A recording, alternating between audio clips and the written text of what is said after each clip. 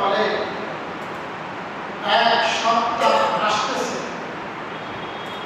যার হাতে তোমার ক্ষমতা চলে যাবে, পুত্র সন্তান। এই সংবাদ শোনার পর ওরা বনি ইসরাইলের মধ্যে ঘোষণা করেছিল পুত্র সন্তান হলেই তার শাস্তি মৃত্যুদণ্ড, মেয়ে সন্তানকে বাঁচায় রাখত, ছেলে সন্তান হলেই তার একমাত্র শাস্তি মৃত্যু। হাজার হাজার শিশুকে এই ফিরআউন হত্যা করেছিল অন্যায়ভাবে। আল্লাহ তাআলা এরই মধ্যে হযরত মূসাকে দুনিয়াতে পাঠালেন। মূসা আলাইহিস সালামের মা ফিরআউনের নির্যাতন থেকে বাঁচার জন্য একটা বাক্সের মধ্যে ভরে নবী মূসাকে নদীতে ভাসিয়ে দিলেন। ভাসতে ভাসতে শিশু মূসা ওই ফিরআউনের স্ত্রীর কাছে পৌঁছে গেল। ফিরআউনের স্ত্রী তার সন্তানের মাধ্যমে বাক্সটা গ্রহণ করল। ভিতরে ফুটফুটে বাচ্চা। ফিরআউন চেয়েছিল তাকে হত্যা করতে, কিন্তু তার স্ত্রীর কারণে হত্যা করতে পারেনি এবং তার স্ত্রী বলেছিল আসিয়া, যেহেতু আমাদের কোনো সন্তান নাই, আমরা কিন্তু সন্তানের মতো মানুষ করব। যেই সন্তানকে হত্যা করার জন্য ফিরআউন তার সকল শক্তি ব্যয় করেছিল, আল্লাহ সুবহানাহু ওয়া তাআলা কুদরতিভাবে সেই সন্তানকে ফিরআউনের উপরে লালিত পালিত হওয়ার ব্যবস্থা করে দিলেন। সুবহানাল্লাহ। এই ফিরআউনের কোলে হযরত মূসা তার শৈশব কাটালেন, কৈশোর কাটালেন। একে একে 30টা বছর ফিরআউনের কোলেই হযরত মূসা লালিত পালিত হয়েছে। তার একমাত্র বিষয় ছিল আমি তাকে হত্যা করব, কিন্তু আল্লাহ যাকে রাখেন তাকে কেউ মারতে পারে না। রাখে আল্লাহ, মারে কে? আল্লাহ সুবহানাহু ওয়া তাআলা তার পুত্র বুঝাবরকে তিনি সেই ফিরআউনের কোলেই লালিত পালিত হতে লাগলেন। 30 বছর বয়সে একদিন উনি বের হয়েছেন, প্রাসাদ থেকে বের হয়েছেন, বেশ দূরে চলে গেছেন। দেখে এক জায়গায় ঝগড়াঝাটি চলতেছে। এক কাঠওয়ালার সাথে ফিরআউনের বাবুর্চি ঝগড়া করতেছে।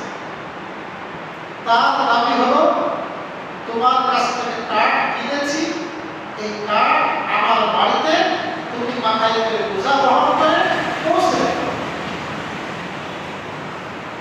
এই তরিকা তখন ছিল না, এখনো নাই। আপনি বাজার থেকে কাঠ কিনলে ভাড়া আলাদা দিলে ব্যবস্থা সেটা ভিন্ন কথা, কিন্তু সে কাঠ মাথায় করে আপনার বাড়িতে পৌঁছে দেবে।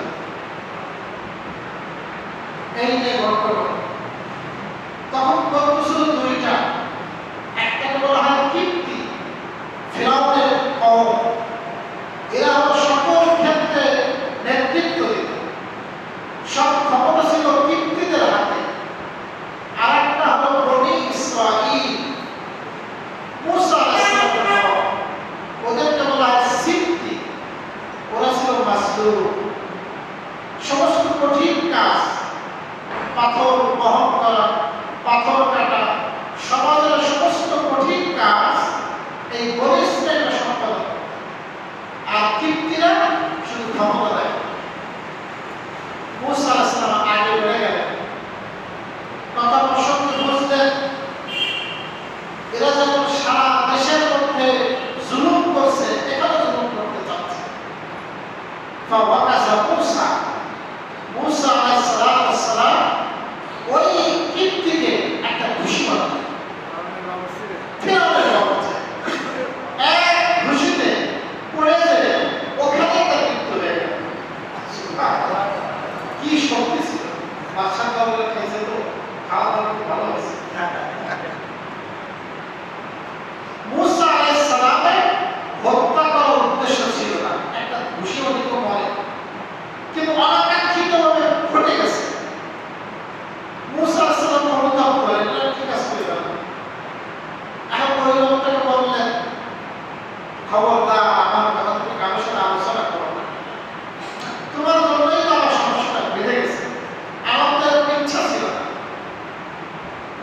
ঠিক আছে আমি কাউকে বলবো না।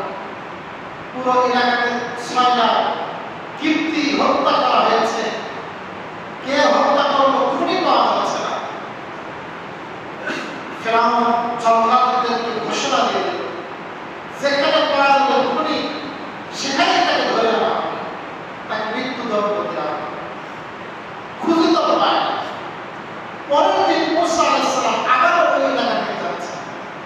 দেখেন আজকে একই অবস্থা, আজকেও ওই কাঠওয়ালা আরেকজনের সাথে ঝগড়া করতেছে। আজকেও জানেন ওই ব্যক্তি, কিন্তু ঝগড়া আজকেও চলতেছে। তো মুসা আলাইহিস সালাম ওকে কিছু বলার আগে প্রথমে কাঠওয়ালা বলতে, তুমি কি সারাদিন ঝগড়া বলা আর কাজ নেই তোমার? তো ও মনে করছে যে আমার যখন বকাঝকা করতেছে, কালকে যখন মারছিল একবারে, আজকে বলে আমারই মারবে। ও বলে ফেলছে, কি ব্যাপার মুসা, গতকালকে তুমি যখন একজনকে হত্যা করছো, আজকে কি সেরকম আমার আবার মারতে চাচ্ছ? দেখছেন অবস্থা। সঙ্গে সঙ্গে ওই ব্যক্তি কীর্তি যে যার সাথে ঝগড়া চলতেছিল, সে এই কোনো শুনেই দৌড় এক করে বাদশাহ দরবারে। ওর বোঝা হয়ে গেছে কে খুন করেছিল, আর চিৎকার করতে আছে যে ওর খুনি স্বয়ং মুসা। মুসা আলাইহিস সালাম চিন্তিত হয়ে গেলেন। এখন পুরো নিশ্চিত যদি ফেরাউন ধরে শাস্তি মৃত্যুদণ্ড। গায়ে ওই যে পোশাক সেই পোশাক, উনি তখন আর মিশরে থাকা নিরাপদ মনে করবেন না। মুসা আলাইহিস সালাম ওই অবস্থায় মিশর থেকে বের হয়ে পড়লেন। এলাকা চেনে না, রাস্তা চেনে না, কোথায় যাবে গন্তব্য নাই। হাঁটছে হাঁটছে হাঁটছে হাঁটছে হাঁটতে হাঁটতে হাঁটতে হাঁটতে মিশরের এলাকা ছেড়ে মাদিয়ান চলে গেলেন। মাদিয়ান ছিল শুআয়ব আলাইহিস সালামের এলাকা। কোন এলাকা? ওই এলাকাতে তিনি পৌঁছে গেলেন। ওই এলাকাতে পৌঁছানোর পর একেবারে ক্লান্ত শ্রান্ত দেখে একটা কুয়ার পাশে উনি বসলেন। সেখানে সমস্ত মানুষ কুয়া থেকে পানি বের করতেছে আর তাদের ছাগলকে পানি পান করাচ্ছে। মানে দূর থেকে লক্ষ্য করলে দুটো মেয়ে দাঁড়ায় আছে, দীর্ঘ সময় দাঁড়ায় আছে, কিন্তু তার ছাগল পানি পান করার কোনো ব্যবস্থা নেই। অন্যান্য মানুষ আসার পরে আগের থেকে আপনার পানি নিয়ে চলে যায়, দৌড় থেকে পানি তুলে চলে যায়। তো মুসা আলাইহিস সালাম চিন্তা করলেন, মিশরে যা দেখেছি জুলুম, সেই জুলুম মাদিয়ানেও আছে। যারা তাহলে সিরিয়াল দেবে না, এভাবে সিরিয়াল দেবে না, তুমি কি করে আগে থেকে নিয়ে চলে যাও, যারা পরে তাদের জন্য জুলুম। তো মুসা আলাইহিস সালাম চিন্তা করলেন, এই জুলুম দূর করা দরকার। উনি ওখান থেকে হেঁটে গেলেন। তখন উনি খুব ক্ষুধার্ত, পায়ের জুতা ছিঁড়ে গেছে হাঁটতে হাঁটতে, পায়ে ফুসকা পড়ে গেছে, গাছের পাতা খেয়েছে, খাদ্য ছিল না। কিন্তু মুসা আলাইহিস সালামের এমন শক্তি, ওখানে তো ভিড় জমে না, ওই পাশে আরেকটা কুয়া, তার উপরে বড় পাথর দিয়ে ঢাকা, যে পাথরটা 8-10 জন ব্যক্তির কমে ওখান থেকে সরাতে পারে। মুসা আলাইহিস সালাম সেখানে যে একা ওই কুয়ার মুখের পাথর সরাই দিলেন। সবাই আশ্চর্য হয়ে গেছে, কি বাবা, এবং ওখান থেকে পানি তুলে এই দুই মেয়ে ছাগলের পানি পানের ব্যবস্থা করে দিলেন। এই দুই মেয়ে খুশি মনে বাড়ি চলে গেল। বাড়ি যাওয়ার পরে এবার মা শুআয়ব জিজ্ঞাসা করছেন, মা প্রতিদিন তো তোমরা দেরি করে আসো, আজকে কিভাবে আগে আসলা? বলে, বাজার আজকে একটা ঘটনা ঘটে গেছে। এক মুসাফির, তাকে কখনো আমরা দেখি নাই, সে আমাদের জন্য এরকম কাজ করে গেছে, তার কারণে আমরা আজকে আগে আগে বাড়ি আসতে পারছি। শুআয়ব সালাম বললেন, তাহলে কিন্তু পারিশ্রমিক দিতে হয়, তাকে ডেকে নিয়ে আসো। এবার এক বলতে ডাকতে গেলেন। ওই বোনের নাম ছিল সফুয়া। দুই বোন, একটা নাম সফুয়া আর একটা নাম সুফাইয়া। এই বোন ডাকতে গেল।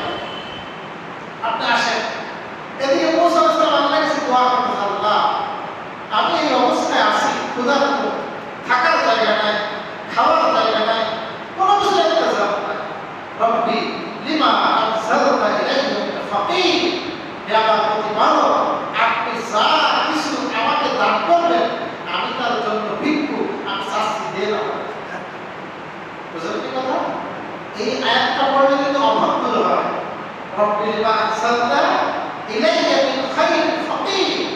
এই এক পড়লে অভাব অনটন দূর হয়, রিজিকের বরকত আসে। হযরত মুসা আলাইহিস সালাম দোয়া করতে থাকলেন। উনি এদিকে দোয়া করতেছেন, আল্লাহ সুবহানাহু ওয়া তাআলা দোয়া কবুল করে পাঠিয়ে দিলেন। এখন এসে বলে, আপনি আমাদের সাথে চলেন, আমার আব্বা আপনাকে ডাকছে। মুসা আলাইহিস সালাম বললেন, কেন ডাকছে? বলে, আমার পারিশ্রমিক সেই জন্য। কি দেওয়ার জন্য? মুসা আলাইহিস সালাম কিছু বললেন, আগে যাই, পরে কথা বলবো। এবার উনি যখন যাচ্ছেন, সামনে হযরত সাফুরা হেঁটে হেঁটে যাচ্ছে। বাতাসের কারণে ওরা নিচের বড় বোরখা কাপড় সরে যাচ্ছে, চাদর সরে যায়, পায়ের মোছা প্রকাশিত হয়ে যায়, পায়ের মোছা দেখা যাচ্ছে। যখন মানুষ হাঁটে লুপি লুপি পড়া থাকলে বাতাস লুপি উড়ে যায়। মুসা পিছনে আসে, আমাকে সামনে যেতে দাও। এটা হলো তরিকা, মেয়েদের সামনে হাঁটতে, মেয়েদের পিছনে। ওনাকে পিছনে দিয়ে দিলেন। মুসা আলাইহিস সালাম সামনে চলে গেলেন আর বললেন, তুমি আমাকে রাস্তা বলে দাও, আমি যাচ্ছি। এভাবে বাড়ি পর্যন্ত গেলেন। বাড়ি পর্যন্ত যাওয়ার পরে মুসা আলাইহিস সালামকে হযরত শুআয়ব একই কথা বললেন যে, আপনি আমার মেয়েদের উপকার করছেন, আমরা আপনাকে কিছু ইনাম দিতে চাই, পুরস্কার দিতে চাই, বিনিময় দিতে চাই। মুসা আলাইহিস সালাম বললেন, আমি কখনো কাজ করে কারো উপকার করে বিনিময় দিই না। উপকার করে বিনিময় ঠিক আছে, বিনিময় কাটে।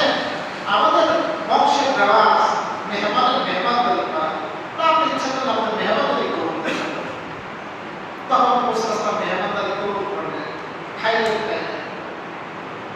এবার বড় মেয়ে বলছে, আব্বা আপনি ইনাকে আমাদের ছাগল চড়ানোর জন্য নিয়োগ দিয়ে দেন, আমরা মেয়ে মানুষ, একে দায়িত্ব দেন। তো শুআয়ব আলাইহিস সালাম বললেন, নিয়োগ দেব কেন, কি গুণ দেখলা তার মধ্যে? হযরত সাফুরা দুইটা গুণের কথা বললেন। বলে, আমি তার মধ্যে দুইটা গুণ দেখছি, এই দুই গুণের কারণে আমার মনে হয়েছে তাকে আপনি দায়িত্ব দিতে পারেন। কাউকে কোনো দায়িত্ব দেওয়ার আগে এই দুইটা গুণ দেখা দরকার। উনি বললেন, ইন্না খায়রা মান ইসতাকদারতাহু ফাফিকুল আমিন। নিশ্চয় আপনি যাকে শ্রমিক রূপে কাজের লোক হিসাবে নিয়োগ দিবেন, তার মধ্যে উত্তম হলো, শ্রেষ্ঠ হলো আল কবি, তার মধ্যে শক্তি থাকতে হবে। কি থাকা লাগে? ওই কাজ করার যোগ্যতা, দক্ষতা, এটা থাকতে হবে।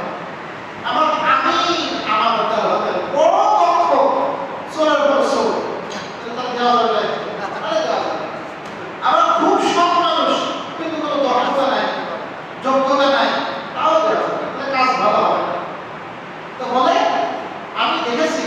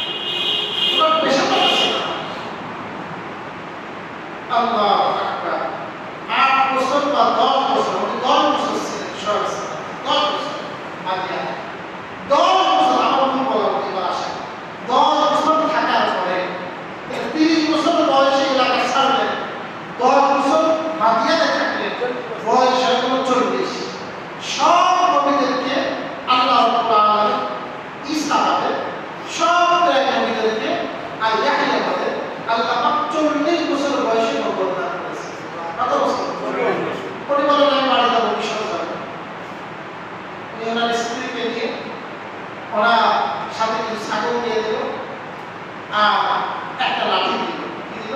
একটা লাঠি দিল। সোহাগ সেই জন্য অন্ত হয়ে যায়। মেয়ে বলছিলেন একটা লাঠি নিয়ে আসো, ওই ঘরের মধ্যে লাঠি আছে, ওই লাঠি একটা নিয়ে আসো। তো মেয়ে একটা লাঠি দিয়েছে সোহাগ, উনি অন্ত হয়ে হাত এই কথা হাত নিয়ে আসো। তাহলে একবার দুইবার তিনবার ওই একই লাঠি আসছে, শেষ কিছু লাঠি দেওয়া হয়ে গেছে। এই লাঠি ছিল বড় লাঠি, জান্নাতি লাঠি। এই লাঠি নিয়ে মুসা আলাইহিস সালাম রওনা দিলেন। যখন তুর পর্বতের কাছাকাছি আসলেন, তুর পর্বত, তখন আপনার ঘটনা বিশাল উদ্দেশ্য আল্লাহ সুবহানাহু ওয়া তাআলা ডেকে নিলেন এবং তাকে নবুয়তি দেওয়া হলো। কি দেওয়া হলো? নবী বানানো হলো। আর বলা হলো ইযহাব ইলা ফিরআউন ইন্নাহু তাগা, ফিরআউনের কাছে যাও, সে সীমালঙ্ঘন করছে। তখন মুসা আলাইহিস সালাম বললেন, আমি কিভাবে যাব? কারণ আমি তো অপরাধী, তাদের আইনে আমার আমি দুর্বল। আল্লাহ সুবহানাহু ওয়া তাআলা বলে দুইটা সুলতান দিলাম, দুইটা নিদর্শন দিলাম, এই দুইটা শক্তি নিয়ে তুমি যাও, কিছু করতে পারবে না। এক নম্বর নিদর্শন হলো তোমার এই লাঠি যদি তুমি মাটিতে মারো, মুহূর্তের মধ্যে বড় ভয়ঙ্কর মজার সাপ কোন সাপ। আর হলো দুই নম্বর, তোমার যে হাত আছে হাতটা বগলের মধ্যে দিবা, বগলে একটা ছুরি আছে, এবার দিয়ে বের করবা, হাতের মধ্যে বড় আলো বের হবে। আবার যখন হাতটা বগলের মধ্যে ঢুকাবা, আমার আগের মতো হাত স্বাভাবিক হয়ে যাবে। এই বড় বড় কয়েক মজেজা, দুটো মজেজা, এই দুই মজেজা দিয়ে পাঠানো। তারপর আল্লাহ বলেন ইয আরসালনাহু ইলা ফিরআউনা বিসুলতানিন মুবিন, যখন আমি তাকে পাঠালাম ফিরআউনের কাছে সুলতানুন মুবিন। তাহলে সুলতান মানে ওই যে লাঠি, ওই যে বড় মজেজা, এই লাঠি দিয়ে পাঠালাম। ফাতাওয়াল্লা বিরুকনিহি ওয়া ক্বালা সাহিরুন আও মাজনুন, সে মুখ ফিরিয়ে নিল তার ধম্ম বা অহংকারের সাথে, তার ক্ষমতার কারণে। কিসের কারণে? আলা রাব্বুকুমুল আ'লা, আমি হলাম সব কিছু, এই দেশে আমি যা কিছু করি তাই হয়। ফিরআউনের ক্ষমতা কত ছিল এটা আপনি কল্পনা করতে পারবেন। এখন তো ট্রাম্পের ক্ষমতা, ট্রাম্প এই যে জামা বেচা তাই করতেছে। কি হবে আজকে রাতে কিছু বলা যাচ্ছে না, হুমকি দিচ্ছে, আটক করতে পারে, যে কোনো কিছু করতে পারে, হুমকি দিচ্ছে না, কেউ কিছু বলতেছে না। সারা বিশ্ব কিছু বলতেছে, জাতিসংঘ কিছু বলে এতগুলো শিশু মারা যাচ্ছে, এত নিরপরাধ মানুষ মারা যাচ্ছে, তাহলে এখন তুমি ক্ষান্ত হও, কেউ করবে না, কারো করবে না। দুই একটা রাষ্ট্র হয়তো বলছে সহযোগিতা করবো না, চুপ করে বসে আছে, কিন্তু সারা বিশ্ব তার ক্ষমতার সামনে ভয়ে আতঙ্কিত। ওরকম ওই জামানা আপনার ফেরাউন ছিল এরকম বড় শয়তান এবং পাওয়ার, সারা বিশ্ব ভয় করে। তো এর কাছে ছোট মানুষ মুসা উনি গেলেন, তো মানবে তো ক্ষমতা থাকে না। ওয়াকালা সাহিরুন আও মাজনুন, সে বলল এটা হয়তো জাদু অথবা তুমি পাগল হয়ে গেছে। তুমি যে লাঠি দেখাচ্ছ এটা কি জাদু, আর তুমি পাগল, এটা পাগলের পোলা, আমি ক্ষমতা ছাড়ব। আল্লাহ বলেন ফাআখাযনাহু ওয়া জুনুদাহু ফানাবাযনাহুম ফিল ইয়ামি ওয়া হুয়া মুলিম। ফাআখাযনাহু, আমি তাকে পাকড়াও করলাম। কারে পাকড়াও? ফিরআউনকে, কাকে? এবং তার সৈন্য দলকে। ফানাবাযনাহুম, আমি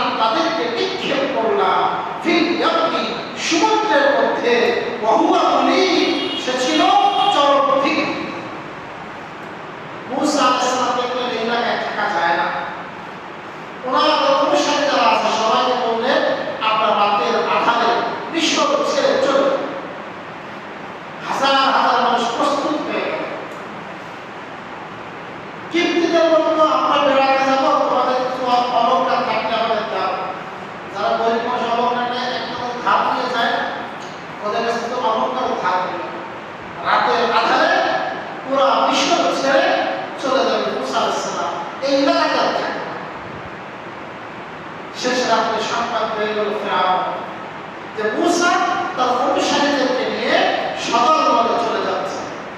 এরা যদি মিশর ছেড়ে দেয়, মিশরের কঠিন থেকে কঠিন কাজ কারা করবে? শ্রমিক পাবো কোথায়? নির্যাতন কাকে করবো? উল্লাস কার মাধ্যমে করবো? এদেরকে পালাতে দেওয়া যাবে না। ফেরাউন তার তাফসীরে 10 লক্ষ সৈন্য নিয়ে, কয় লক্ষ? 10 লক্ষ সৈন্য নিয়ে ফেরাউন তাকে ধাওয়া করল।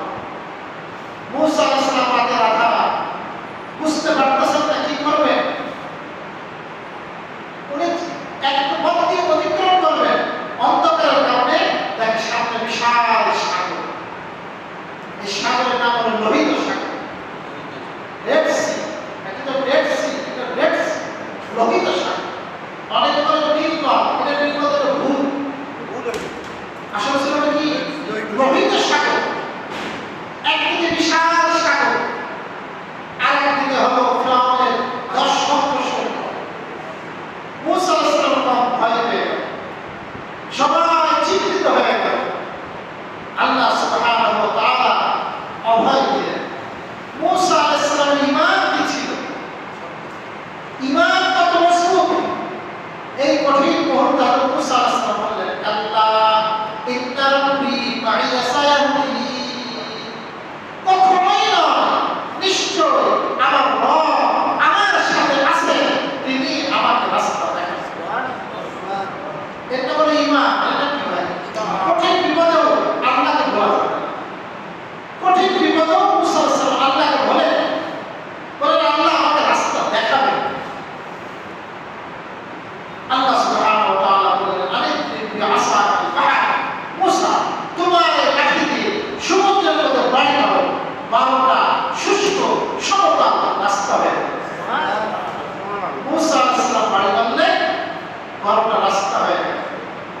মুসলমানরা, বনি ইসরাঈলরা নিরাপদে একে অপরের সাথে গল্প করতে করতে এই লোহিত সাগর পাড়ি দিয়ে ওপারে চলে গেল।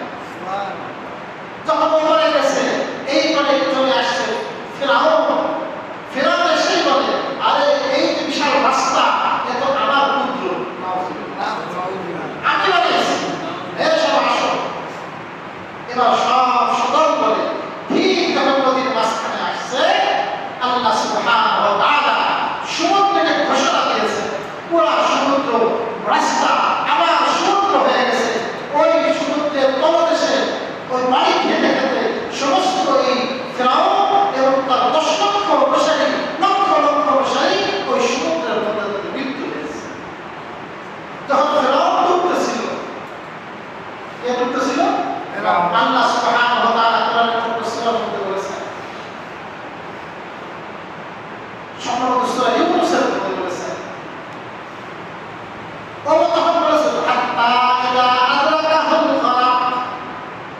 ফিরআউনকে যখন ডুবা পেয়ে বসল, তখন ডুবে পানি খাচ্ছে, সুসো পানির মধ্যে বসে যখন পানি খায়, তখন পানি খায়।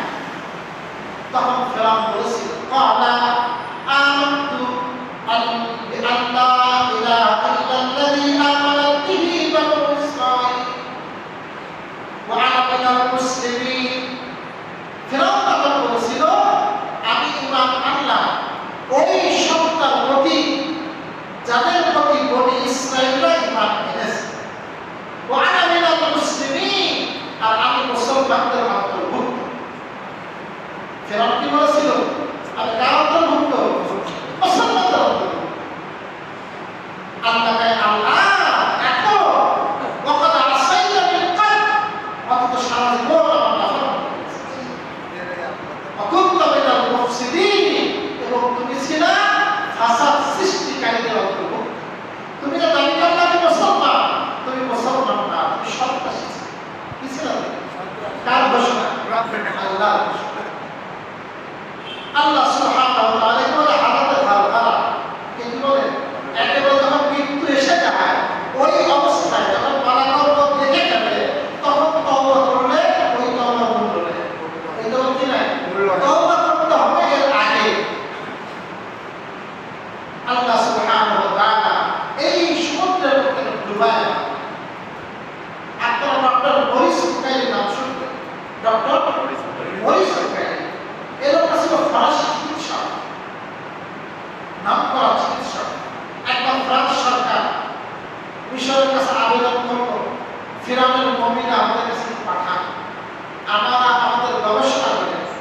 গবেষণা করে দেখতে চাই কি আছে। তখন ফ্রান্স সরকারের আবেদনে বেশি দিন আগে 1981 সালের ঘটনা বা 82 সালের ঘটনা, অল্প কয়েকদিন আগে, তখন মিশর সরকার ফেরাউনের নবীটা পাঠানোর জন্য প্রস্তুত হল। ফেরাউনের পাসপোর্ট করা হলো। এই লাশে ফ্রান্সের নিয়ম হলো মৃত বা জীবিত কেউ ফ্রান্সে ঘুরতে গেলে পাসপোর্ট লাগে। মিশরের মহামান্য সম্রাট দেখা হলো। এবার গবেষণাটা যখন গবেষণা করা হচ্ছে, ওই ডাক্তার চিকিৎসকদের নেতার নাম ছিল ডক্টর মরিস বুকাইলি। ও ওখানে আবিষ্কার করলো যে ওর শরীরের বিভিন্ন জায়গায় লবণাক্ত আছে, লবণ পাওয়া গেছে। কি পাওয়া গেছে? লবণ পাওয়া গেছে। এবং ওর যে হাড্ডি, শরীরের হাড্ডি এর মধ্যে ওই যে সাগরের যে ঢেউয়ের বাড়ির আকার তারা আবিষ্কার করলো। ও আশ্চর্য হয়ে গেল। তখন কেউ তাকে বললো, আপনি আশ্চর্য হয়ে যাচ্ছেন যে এত হাজার বছর আগে দেহ কিভাবে এখন আছে, অথচ এই কথা তো কোরআনে আছে। কোরআনে এই কথা যখন ডক্টর মরিস বুকাইলিকে বলা হলো, আশ্চর্য হয়ে গেল। বলে এর শরীরে লবণ আছে এবং এই লাশটা হাজার বছর আগে, এটা তো আমরা কেমন নিশ্চিতভাবে আবিষ্কার করলাম। এই কথা 1400 বছর আগে যখন এরকম বিজ্ঞান ছিল না, তখন তিনি কিভাবে বললেন? আমি সেই কোরআনটা পড়ব। উনি কিন্তু খ্রিস্টান। তখন উনি কোরআন পড়াশোনা শুরু করলেন। সূরা ইউনূসের ওই আয়াত তিনি তখন আসলেন, ফালিয়াউমা নুনাজ্জিকা বিবাদানিক, আল্লাহ বলেন আজকে আমি তোর শরীরটাকে নাজাত দেব। শরীরটাকে কি দেবো? নিষ্কৃতি দেবো, পানিতে ডুবাই শেষ করে দেবো। কেন? লিতাকুনা লিমান খালফাকা আয়াতান, যেন তোমার পরবর্তীতে যারা আসবে তাদের জন্য তুমি নিদর্শন। কি হও? কত বড় ক্ষমতাশীল হও তুমি, ফিরআউনকে ছাড়তে পারবা না। সেই ফিরআউনকে আল্লাহ এইভাবে শেষ করেছে। সুতরাং জুলুম করার আগে তুমি ফিরআউনের হালাত দেখে শিক্ষা, এটা নিদর্শনটা, এটা শিক্ষা অনেকে তো গ্রহণ করবে। মরিস বুকাইলি যখন এই আয়াতগুলো পড়তেছিল, ও জেহেনের মধ্যে এমনভাবে ঢুকে গেল, ওই সময় সে কালিমা পড়ছে। ডক্টর মরিস বুকাইলি, প্রিয় ভাইরা, যে কথা বলতেছি